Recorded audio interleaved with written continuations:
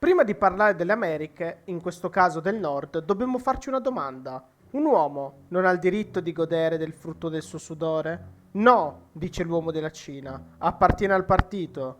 No, dice l'uomo dell'impero romano, appartiene all'imperatore. Questi nuovi Stati Uniti, che potrebbero crearsi, rifiutano tali scelte e scelgono la corporazione. Nel deserto del Mojave, dove nessuno disturbava gli ultramiliardari e industriali, si erano riuniti in un unico avamposto per discutere dell'unione corporativa. Questo progetto era già preparato da molto tempo. Si dice che la crisi economica che ha colpito non solo l'America, ma tutto il mondo, fosse già stata predetta da queste persone, che senza fare nulla per fermarla hanno deciso di prepararsi per il futuro post Stati Uniti. Così queste grandi multinazionali si unirono e crearono un unico conglomerato, dando vita alla corporazione, sotto un consiglio di amministrazione pieno di azionisti e politici. Chi ha più azioni comanda. Questo conglomerato aveva bisogno di un esercito, anche esso preparato in precedenza nel vault che ospitava il consiglio di amministrazione. C'erano enormi magazzini pieni di androidi programmati per servire la futura corporazione, pronti per eliminare e annientare le fazioni ribelli negli Stati Uniti e pacificare il paese. Sarebbero stati i successori degli Stati Uniti e nel futuro avrebbero preso il controllo di tutto. Mentre gli Stati Uniti vivono in una guerra civile piena di fazioni in lotta, in Sud America la situazione è estremamente problematica. Dopo il crollo economico e la fine degli Stati Uniti, il Sud America è esploso. La crisi ha portato al potere dittature o addirittura cartelli della droga. Senza più gli Stati Uniti a controllare il Sud America, è nato anche il Fronte di Liberazione di Bolivar, un'armata di guerriglieri di stampo comunista fedeli a un sogno: unificare tutti gli stati del Sud America in un unico grande stato. Per ora è solo un sogno, ma con il supporto popolare di molti sudamericani e centroamericani e con l'appoggio di Francia e Spagna, questo fronte acquista potere e influenza e soprattutto armi. È possibile che nei prossimi anni l'incubo di Ottaviano si avveri, una possibile internazionale comunista. Intanto, in Cina si parla di qualcosa di molto interessante per il futuro del pianeta Terra. La Cina, ora prima potenza globale, chiede a tutti gli stati di partecipare a un progetto per diminuire l'inquinamento e contrastare l'avanzamento del cambiamento climatico. Questa proposta viene accolta soprattutto dall'impero, che ormai ha un'economia energetica quasi esclusivamente green.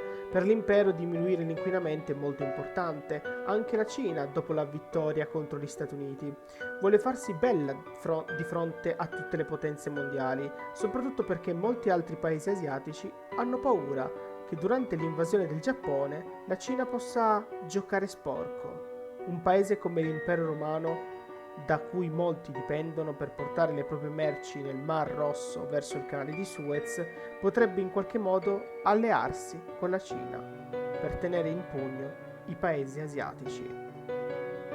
In ogni caso, Ottaviano, quando si trova a Pechino, proprio per discutere il clima, discute anche di altre cose con il nuovo presidente cinese. Si parla del futuro della Russia, si parla di una possibile nuova via della seta verso i porti dell'impero, che potrebbero portare la Cina e l'impero a dividersi l'Occidente e l'Oriente. Sono per ora solo discussioni, ma Ottaviano sa che la Cina è un grande alleato e che se vuole avere un futuro deve farsela amica, soprattutto perché tra comunisti in Spagna e in Francia e una Germania che si sta riarmando, il futuro è incerto e la diplomazia è la più grande arma che l'impero deve usare. Intanto viene anche creato il Limes alpino, che protegge l'Italia con tantissime fortezze moderne. Sebbene le Alpi siano una difesa naturale, Ottaviano non vuole assolutamente avere problemi e le Alpi diventano una fortezza d'acciaio, piena di zone antiaeree e postazioni di artiglieria e mitragliatrici di ultima generazione. Ottaviano lavora molto per creare qualcosa di nuovo riguardante la guerra. Sa che ormai, se si vuole fare la guerra, gli androidi sono una grande arma ma vedendo cosa sta succedendo in Asia, capisce che potrebbero anche essere un problema se non controllati a dovere. Quindi decide di non concentrarsi sugli androidi, soprattutto perché più avanti nell'impero inizierà a diventare molto xenofobo contro le intelligenze artificiali, vedendole come una minaccia.